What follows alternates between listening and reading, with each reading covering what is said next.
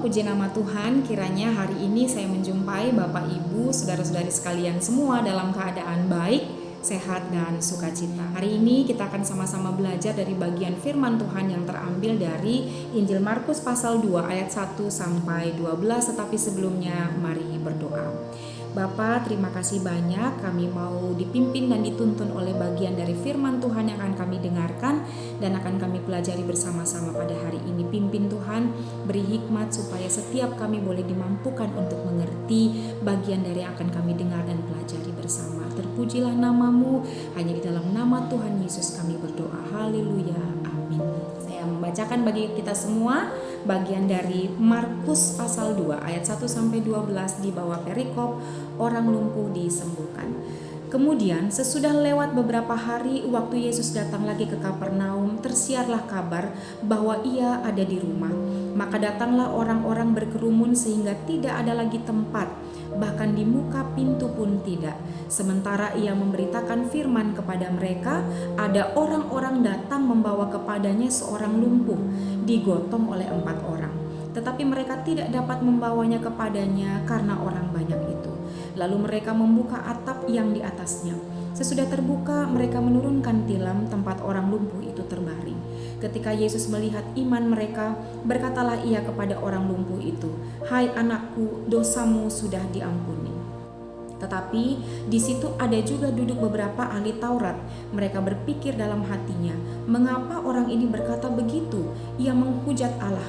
Siapa yang dapat mengampuni dosa selain daripada Allah sendiri?" Tetapi Yesus segera mengetahui dalam hatinya bahwa mereka berpikir demikian, lalu ia berkata kepada mereka, "Mengapa kamu berpikir begitu dalam hatimu? Manakah lebih mudah mengatakan kepada orang lumpuh ini, dosamu sudah diampuni, atau mengatakan, bangunlah, angkatlah tilammu dan berjalanlah? Tetapi supaya kamu tahu bahwa di dunia ini Anak Manusia berkuasa mengampuni dosa." Berkatalah ia kepada orang lumpuh itu, "Kepadamu kukatakan, bangunlah, angkatlah tempat tidurmu dan pulanglah ke rumahmu." Dan orang itu pun bangun, segera mengangkat tempat tidurnya dan pergi keluar di hadapan orang-orang itu, sehingga mereka semua takjub lalu memuliakan Allah. Katanya, "Yang begini belum pernah kita lihat." Bapak Ibu saudara-saudari sekalian, beberapa waktu lalu ketika saya intak di sekolah di SMP, kami berbagi, kami sharing sederhana dari bagian bacaan ini. Nah, setelah selesai membaca 12 ayat ini, saya memberikan pertanyaan sederhana kepada mereka. "Apa yang kalian lihat dari bacaan ini?"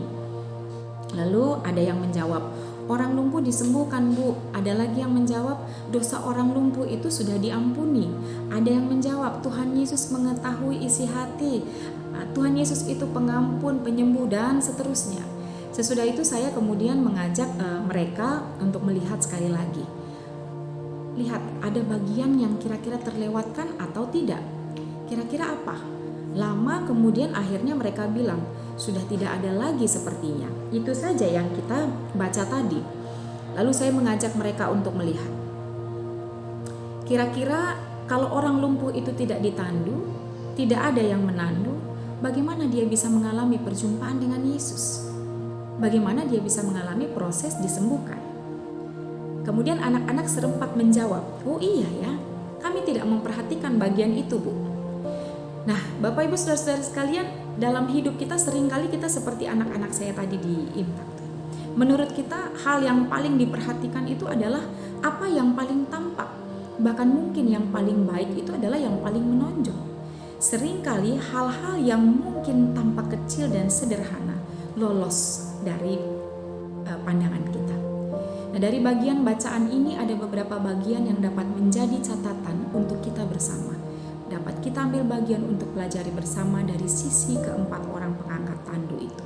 Yang pertama, empati yang berdampak, sikap sederhana yang memberi dampak bagi orang lain. Nah, Alkitab tidak memberikan keterangan kepada kita bahwa waktu itu tuh 4 orang yang menandu itu ada hubungan apa? Keluargakah, kakak, adik, kerabat, teman, sahabat, atau tetangga? Tidak ada dijelaskan dalam bagian itu, hanya 4 orang yang menandu. Tetapi yang menggugah hati adalah bagaimana keempat orang tersebut memiliki hati bagi orang lain, yang mereka tahu sangat membutuhkan jamahan Tuhan Yesus. Ada empati yang berdampak, sikap sederhana yang memberi dampak bagi orang lain. Hal yang mungkin tampak kecil, bahkan tidak dipikirkan oleh orang lain, itu yang mereka lakukan. Orang lumpuh ini adalah gambaran dari keadaan orang-orang di sekitar kita. Secara fisik mungkin mereka tidak mengalami kelumpuhan, tapi berapa banyak orang-orang di sekitar kita, bahkan mungkin orang yang memiliki kedekatan dengan kita, sesungguhnya sedang mengalami dalam tanda kutip kelumpuhan di dalam kehidupan mereka. Entahkah itu secara rohani, kelumpuhan secara jiwa, secara materi, kelumpuhan dan lain-lain, di mana sebenarnya mereka sesungguhnya sangat membutuhkan jamahan Tuhan Yesus. Meski kecil dan sederhana, apa yang sudah kita lakukan? Seberapa berdampakkah kita bagi orang lain? Yang kedua, ada dampak dari tindakan yang keempat orang lain lakukan tadi. Mereka mengupayakan agar si lumpuh tersebut mengalami perjumpaan dengan Tuhan Yesus. Memiliki hati yang berbelas kasih kepada orang lain tentunya akan mendorong kita untuk melakukan tindakan yang nyata agar mereka dapat mengalami perjumpaan dengan Tuhan Yesus, sehingga mengalami pemulihan dan kesembuhan atas kelumpuhan mereka. 4 orang yang menjadi bahan perenungan kita pada kesempatan hari ini melakukan tindakan yang nyata. Ada upaya supaya si lumpuh tadi mengalami perjumpaan dengan Tuhan Yesus. Nah, ternyata ketika mau mewujudkan hal tersebut, mereka mengalami rintangan, hambatan, banyak orang berkerumun sehingga mereka tidak dapat masuk melalui pintu karena banyak orang. Tetapi mereka tidak mudah menyerah. Mereka terus mengupayakan agar si lumpuh tersebut berjumpa dengan Tuhan Yesus. Mereka membawa orang lumpuh tersebut naik atap, bongkar atap rumah, menurunkan tilam di mana orang lumpuh itu berbaring tepat di hadapan Tuhan Yesus. Seberapa besar kesungguhan hati, berbelas kasihan kita kepada orang lain, menentukan seberapa besar kita mau mengupayakan orang itu untuk dapat mengalami perjumpaan dengan Tuhan Yesus. Mungkin kita tidak memiliki kekuatan untuk menggotong dalam tanda kutip mereka secara fisik, tetapi kita bisa menggotong mereka melalui doa-doa kita, perhatian kita. Untuk itu jangan pernah menyerah, jangan pernah berhenti berdoa, memberi perhatian bagi mereka yang membutuhkan perjumpaan dengan Tuhan Yesus. Bapak Ibu Saudara-saudari sekalian, dalam pelayanan kita, dalam kehidupan kita, orang-orang yang kita layani, di lingkup kita bergereja, di lingkup kita bekerja, di lingkungan tempat kita beraktivitas, di mana saja kita berada, tempat tinggal kita pasti akan berjumpa dengan orang yang keluarga bukan, saudara bukan, sahabat bukan, teman bahkan mungkin tidak bertetangga, tidak ada hubungan darah dan seterusnya. Tetapi selalu akan ada dampak dari setiap tindakan baik yang kita lakukan. Meski sederhana, tindakan ini juga bisa berarti mensupport dalam berbagai bentuk, termasuk mendoakan dan memberi perhatian. Maka seberapa jauh kita mau bertindak bagi orang lain?